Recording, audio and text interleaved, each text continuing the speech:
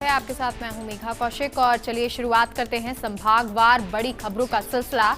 और सबसे पहले रुक करते हैं जयपुर संभाग का, जहां की बड़ी खबर हमें बता रही हैं सहयोगी अश्विनी यादव। गणतंत्र दिवस पर संयुक्त किसान मोर्चा के बैनर तले किसानों की ओर से ट्रैक्टर मार्च निकाला गया। शाहजहांपुर बॉर्डर से मानेसर तक जाने की अनुमति मिली थी, जिसके बाद राजपथ की तर्ज पर राष्ट्रीय राजमार्ग 48 पर किसानों की ओर से अलग अलग राज्यों की झांकियां भी निकाली गई। शाहजहांपुर से रवाना हुई झांकियां मानेसर तक पहुंची और फिर वापस लौट कर आई। रेवाड़ी मोड़ पर बैठे किसानों और शाहजहांपुर बॉर्डर पर बैठे किसानों की ओर से ट्रैक्टर मार्च निकाला गया। हालांकि दिल्ली में हिंसक घटनाएं भी हुई, लेकिन दिल्ली के दक्षिण मोर्चे पर शाहजहांपुर का मोर्चा पूरी तरह शांतिपूर्ण रहा।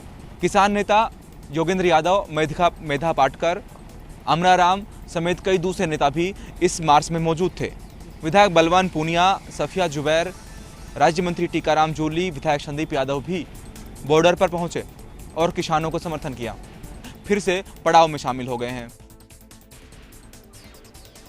और अब बीकानेर संभाग का रुख करते हैं, यहाँ की बड़ी खबर बता रहे हैं सहयोगी लक्ष्मण राघव। बीकानेर में अन्नदाताओं ने दिखाई ताकत। करीब 2000 ट्रैक्टर्स के साथ पहुंचे बीकानेर में भी किसान की गई ट्रैक्टर परेड, लेकिन यहां पर पूरा प्रदर्शन रहा शांतिपूर्ण। ऊर्जा मंत्री डॉक्टर बीडी कल्ला ने भी ट्रैक्टर पर चढ़कर किसानों की हौसला अफजाई की।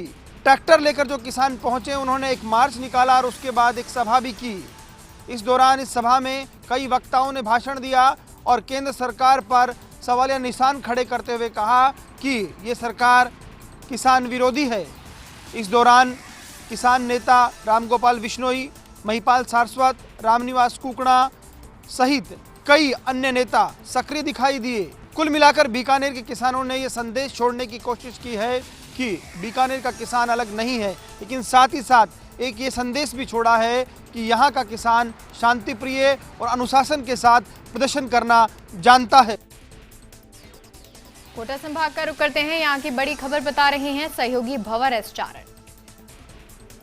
पारंपरिक उत्साह और उल्लास के साथ गणतंत्र दिवस समारोह मना रहे कोचिंग सिटी कोटा के लिए सौगातों से भरा रहा आज का दिन भी महीनों से बंद पड़ी नगरीय परिवहन सेवा के पहिए आज फिर से हुए चलायमान। विदेश मंत्री शांति धारीवाल ने उमेश सिंह स्टेडियम के बाहर से झंडी दिखा करके और कोटा में करीब 1.25 साल के बाद नगरीय परिवहन की पहली बस को रवानगी दी। पहली कड़ी में स्टेशन से लेकर के खड़े गणेश जी और रंगबाड़ी तक के चुनिंदा रूटों पर 5-5 सिटी बसों का संचालन नगर निगम करेगा और बाद में इनकी तादाद को बढ़ाया जाएगा। तो वहीं कोटा को आज दूसरी सौगात मिली महाराजा उमेश सिंह स्टेडियम में हुए विकास कार्यों की। करीब 4 करोड़ की लागत के इन विकास कार्यों का आज विदेश मंत्री ने लोकार्पण किया और बाद में कहा कि हम कोटा को एक विश्व स्तरीय आधुनिक शहर बनाने के मिशन पर काम कर रहे हैं और इसके लिए कोटा में अभी भी करीब 2900 करोड़ के विकास कार्य प्रगति पर है। धारीवाल ने इससे पहले देश प्रदेश के लोगों को गणतंत्र दिवस की बधाइयां दी और महाराजा उमेश सिंह स्टेडियम में हुए मुख्य संभागीय स्तरीय समारोह में बतौर मुख्य अतिथि ध्वजारोहण किया। अपने गृहनगर कोटा के दौरे के बाद कोटा से हेलीकॉप्टर से डूंगरपुर के लिए रवाना हो गए। और अब बात करते हैं जोधपुर संभाग की, यहाँ की बड़ी खबर बता रहे हैं सहयोगी सुभाष त्रिवेदी। अखिल भारतीय कांग्रेस कमेटी के सदस्य एवं राजस्थान क्रिकेट कंट्रोल बोर्ड के अध्यक्ष वैभव गहलोत मंगलवार को जिले के तगतगढ़ प्रवास पर रहे। नगर निकाय चुनाव को लेकर वे यहां जनसभा को संबोधित करने आए थे।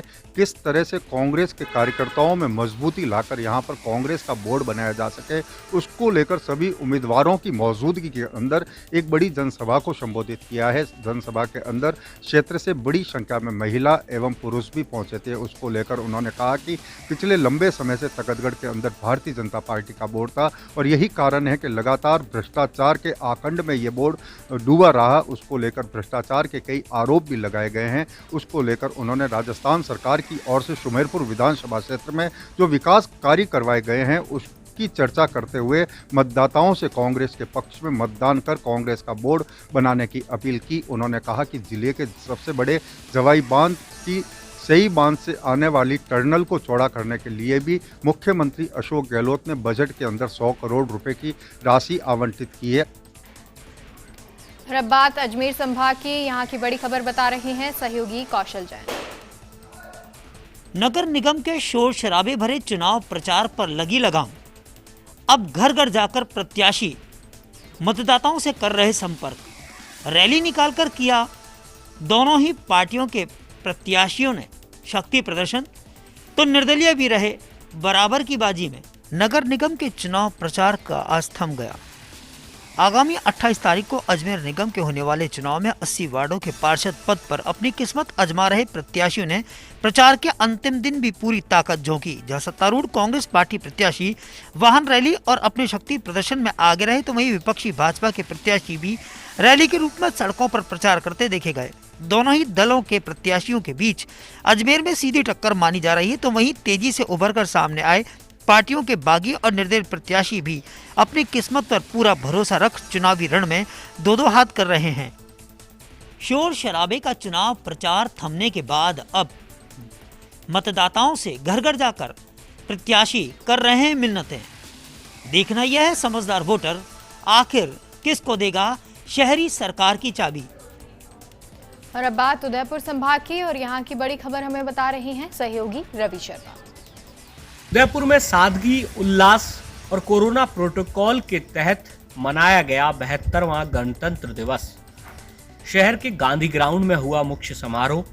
प्रभारी मंत्री प्रताप सिंह खाचरियावास ने ध्वजारोहण किया और परेड की सलामी ली। उदयपुर संभाग मुख्यालय पर राष्ट्रीय पर्व गणतंत्र दिवस का मुख्य समारोह गांधी ग्राउंड में उत्साह और सादगी के साथ मनाया गया। इस मौके पर मुख्य अतिथि जिले के प्रभारी और परिवहन मंत्री प्रताप सिंह खाचरियावास ने राष्ट्रीय ध्वज फहराया और परेड का निरीक्षण किया। प्रभारी मंत्री ने सभी को गणतंत्र दिवस की शुभकामनाएं दी। इस मौके पर अतिरिक्त जिला कलेक्टर ओपी बुनकर ने राज्यपाल का संदेश पढ़ा। कार्यक्रम के दौरान चिकित्सा और स्वास्थ्य विभाग की ओर से कोरोना जागरूकता पर आधारित झांकियां निकाली गईं। पूरा समारोह बेहद संक्षिप्त रहा। इसके बाद प्रभारी मंत्री प्रताप सिंह खाचरियावास मीडिया कर्मियों से भी रूबरू हुए और केंद्र सरकार पर कृषि विधेयकों को लेकर जोरदार पलटवार किए। और भरतपुर संभाग से बड़ी खबर हमें बता रहे हैं सहयोगी रवि कटारा।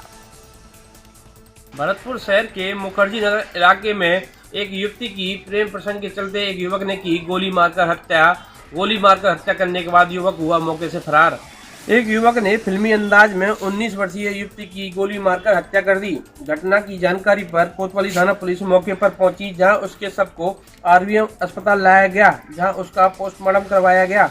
पुलिस के अनुसार मुखर्जी नगर की रहने वाली लड़की अंकिता अपने घर की छत पर पौधों को पानी डालने गई थी कि तभी घर की छत से पीछे से आकर एक पड़ोस के रहने वाले युवक ने गोली मार दी। गोली की आवाज़ सुनने के बाद मृतका की बहन ऊपर पहुंची तो उसने खून से लथपथ अपनी बहन को देखा, जिसके बाद पूरे शहर में सनसनी फैल गई। गणतंत्र दिवस के मौके पर पहुंचे प्रभारी मंत्री महेश जोशी ने सर्किट हाउस में प्रेस वार्ता करते हुए कहा कि जल्द आरोपियों को पकड़ लिया जाएगा।